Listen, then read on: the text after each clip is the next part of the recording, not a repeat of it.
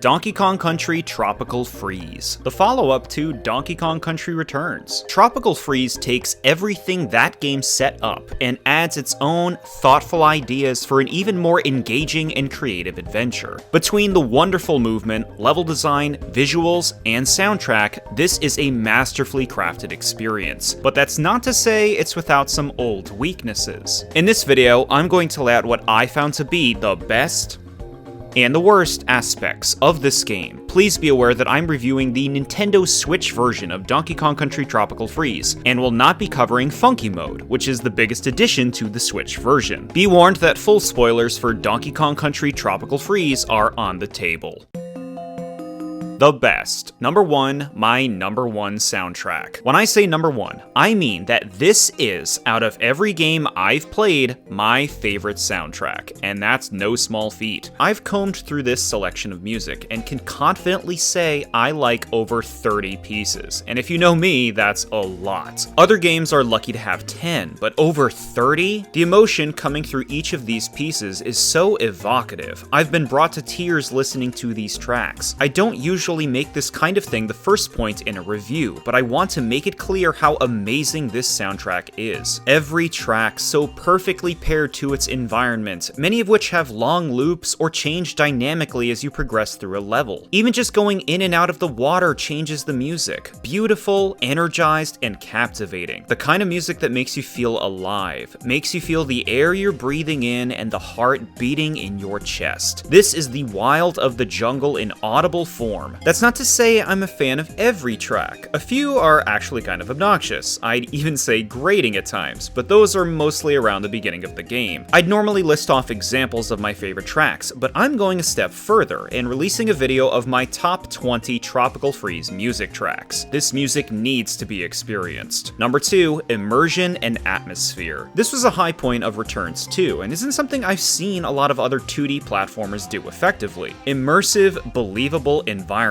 and the soundtrack adds to this point as well. There's an impressive sense of scale to Tropical Freeze. Backgrounds have depth, showing large settings you feel like you're traversing. Scenery's vibrant and detailed everywhere you go. It's an enchanting world to be in because of how intricate it all is. Whenever entering a new world, there's a brief opening scene setting the tone for what's ahead and giving the enemies some character. Creatures and environments are also animated, with a lot of consideration given to the platforms and hazards around you. This attention to detail sells the world even more, grounding you in it and drawing you in. Spotting DK Island in the background of the very first level prepares you for the lengthy trip ahead, with a clear end goal. It's very satisfying to finally arrive there and play through snow-covered variations of worlds from Returns. You even see landmarks and other nods to the first game, like the big squeakly frozen over. Little things like this help the world feel so much more tangible. Rocket Barrel and Barrel Cannon levels are mesmerizing challenges, and a lot of them tell stories if you pay attention to your surroundings. And man, do these levels pop! This is a colorful game, taking full advantage of each unique new location it introduces. The fourth world, Seabreeze Cove, is host to some especially gorgeous underwater visuals. The most unforgettable being Abyss Abyss, a breathtaking level with one of the most moving tracks in the game. Each world has a ton of variety in aesthetics and moods, but by far the biggest standouts are number 3, Autumn Heights and Juicy Jungle. These worlds are the biggest highlights of the Tropical Freeze experience. Autumn-themed mountains, luscious jungles of giant fruit. These are my kind of themes. Autumn Heights is about ascending a mountain, each level having its own unique theming. Windmills, giant horns, hot air balloons, all sorts of fun ideas to mix up the platforming. The most memorable by far is Sawmill Thrill. What a brilliant concept for a minecart level, and superbly executed. This is a jaw-dropping trip the first time through. Juicy Jungle doesn't have as many standout levels, but is a very lively world with a distinct theme that makes it memorable. The various machinery and creatures interacting with the fruits very charming. They do a lot with this motif. Reckless Ride is the sweetest Rocket Barrel level in the game, and it gets more and more interesting as it goes on. The one-off honey level, Beehive Brawl, is a nice callback to Donkey Kong Country 2, while offering splendid sights for the player to take in. I look forward to both of these worlds whenever replaying this game. They show off Tropical Freeze's mechanical and creative prowess. levels, while also flexing the audio-visual spectacle to its fullest extent. Number 4, concepts and unpredictability. Nearly every level in Tropical Freeze introduces a new idea or theme to play around with, and they're never cheap gimmicks either. They're very well thought out. Like the aforementioned Sawmill Thrill, a lot of levels evolve in compelling ways. Frantic Fields is a good example. It's a windy setting from the get-go, and eventually throws lightning into the mix. By the end, you're literally jumping around the center of a tornado. The theme expands and introduces new components as you move through it. Horn Top Hop is a similar example. It's all about horns, and by the end of the level, you're inside a giant horn itself. Scorch and Torch's Fiery Fields are a personal favorite since you can use water to put out the fires. Shoal Atoll can be an irritating level if you're having a hard time figuring out the progression, but it's an especially unique inclusion for this game, and appreciated for that. Underwater Control has its own issues I'll get into later, but it does control better than you'd think. Thankfully, most levels are platforming oriented, and jumping around with Donkey Kong still has a wonderful sense of weight to it. These levels are fast-paced and tightly designed, and almost nothing feels like filler. New things are explained seamlessly, such as an icicle arsenal where a small thing you can grab at the start lets you know what to look out for ahead. There's a lot of consideration for player behavior here, and the game is packed with good ideas designed to be challenging but fun. Number 5, improving on returns. While I've mentioned a lot of the great qualities Tropical Freeze carries over from Returns, it has plenty of its own improvements. Motion controls are thankfully now optional, and pressing buttons to roll and pound the ground is far more immediate and reliable. The awkward blowing move from Returns has also been sensibly taken out. There's a smaller amount of gimmicky levels, particularly those centered around the rocket barrel and minecart, which were overly present in Returns. Considering how punishing they can be for little mistakes, they're better in small doses. Bonus rooms are faster to complete with less annoying layouts, so they don't break up the pace as often as they used to. Along with Diddy, Dixie and Cranky are now partners, offering some options and variety for playing through levels. It'd be nice if there were more incentives to use each of them, but I'll get into that more later. Bosses are still lengthy fights, but they feel snappier and overall a lot more fair than the bosses in Returns, with a greater variety of moves as well. After finishing the secret post-game, you unlock Hard Mode, which is a much more appealing final unlock than Mirror Mode, which is what Returns had. That about covers it though. While Tropical Freeze has a lot of the same strengths that Returns did, unfortunately it has a fair amount of the weaknesses as well. Is this another lukewarm selection of low points like that game though? Let's find out.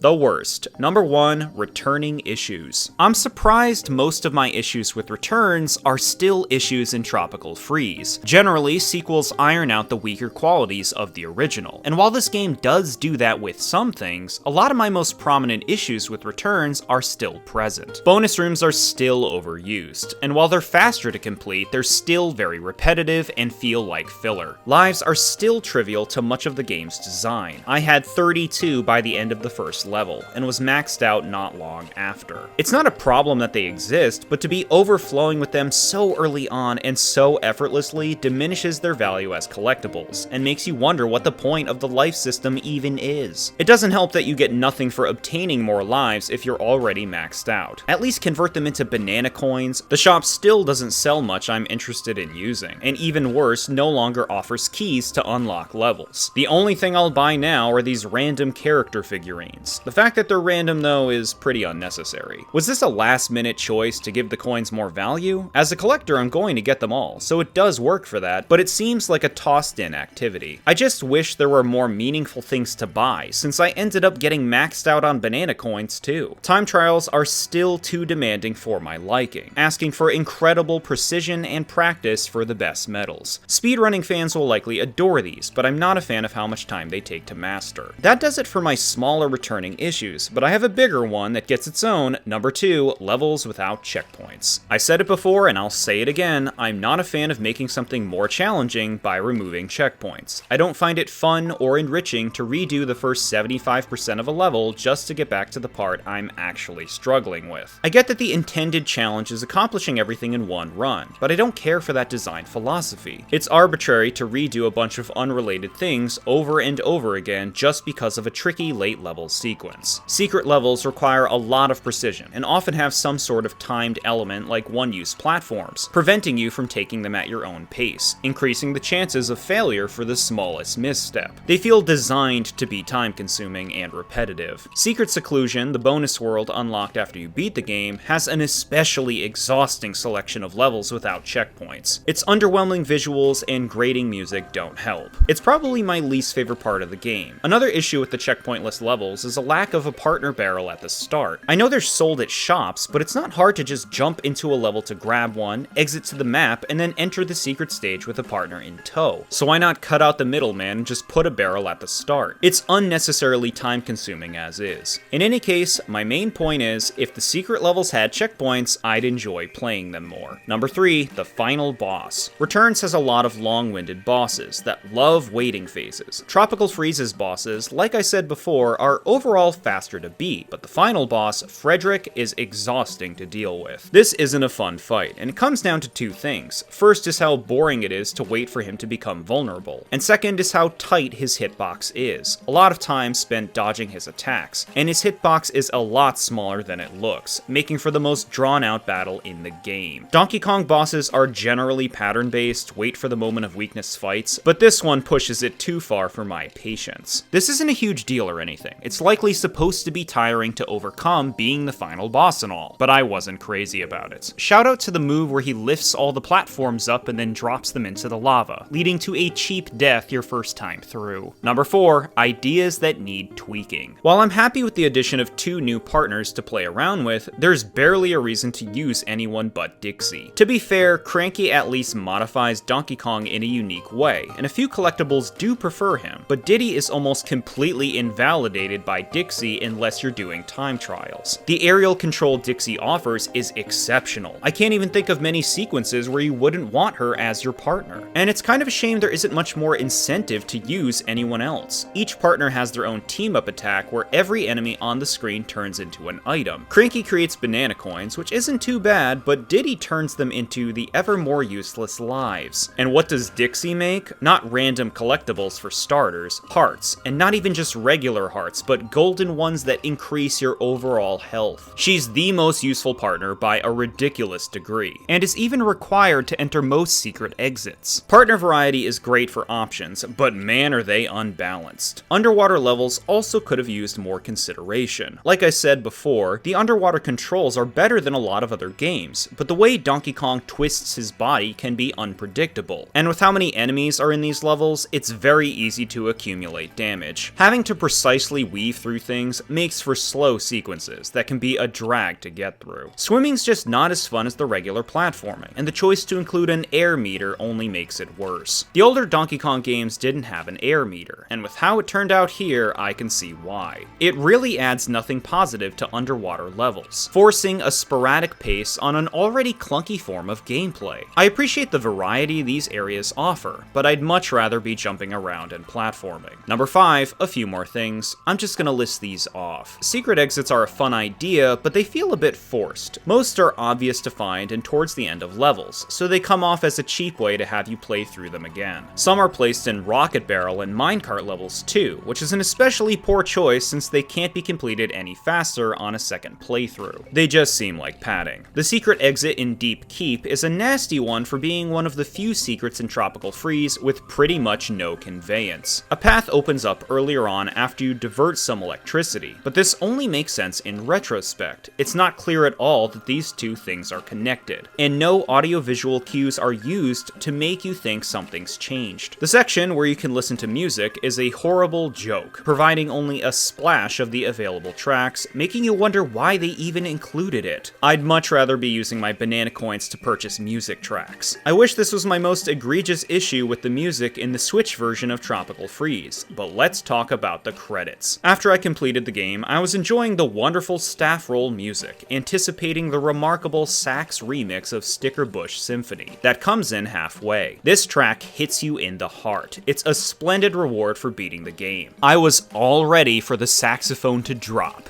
and then this started playing.